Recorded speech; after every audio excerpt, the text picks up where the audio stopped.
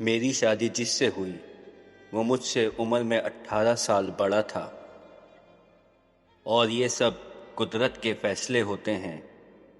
میری ماں کی شادی بھی کم عمری میں ہوئی تھی۔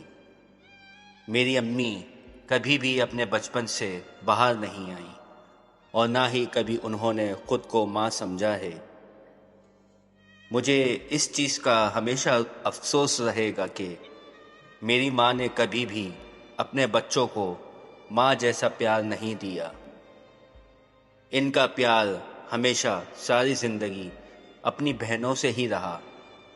میری ماں کی مجھ پر توجہ نہ ہونے کی وجہ سے ہمارے گھر جو بھی رشتہ آیا میں نے ہاں کر دی، یہ سوچ کر کہ اپنا گھر ہوگا، اپنا شوہر ہوگا، مجھے اپنے شوہر سے بہت زیادہ پیار ملے گا۔ میری ماں نے بھی میرا فرض بوجھ سمجھ کر اتارا، یہاں تک کہ ابو سے بھی دور رکھا مجھے۔ میری ماں مجھے کہتی تھی کہ وہ میرا شوہر ہے، وہ تمہاری ضروریات کیوں پوری کرے گا؟ اور پھر 19 سال کی عمر میں میری شادی ہو گئی۔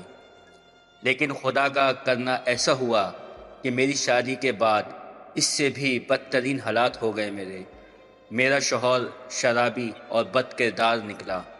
لیکن اس کے بعد بھی میں نے اس کو سب کچھ سمجھا، کیونکہ میرے دکھ تکلیف سننے والا میرا کوئی بھی نہیں تھا۔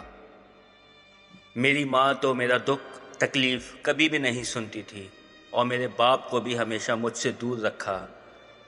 میرا شوہر ہر روز مجھے مارتا پیٹتا اور میرے ساتھ دن بدن برا سلوک کرتا تھا، لیکن اس کے بعد بھی میں نے صبر کیا اور اللہ سے رو رو کر دعائیں مانگی۔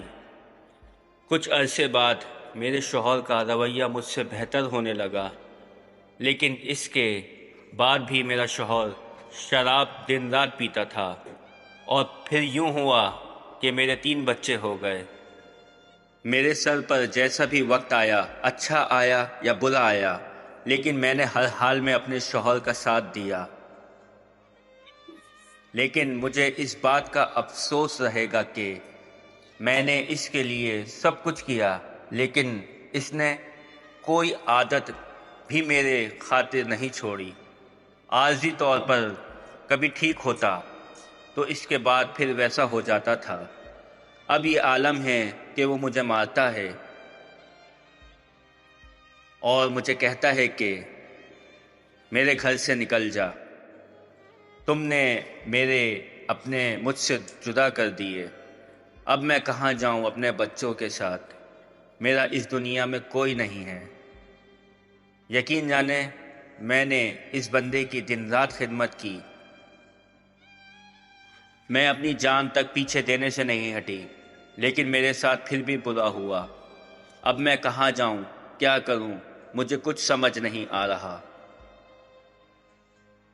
کاش کہ خودکشی حرام نہ ہوتی تو آج میں وہی کر لیتی۔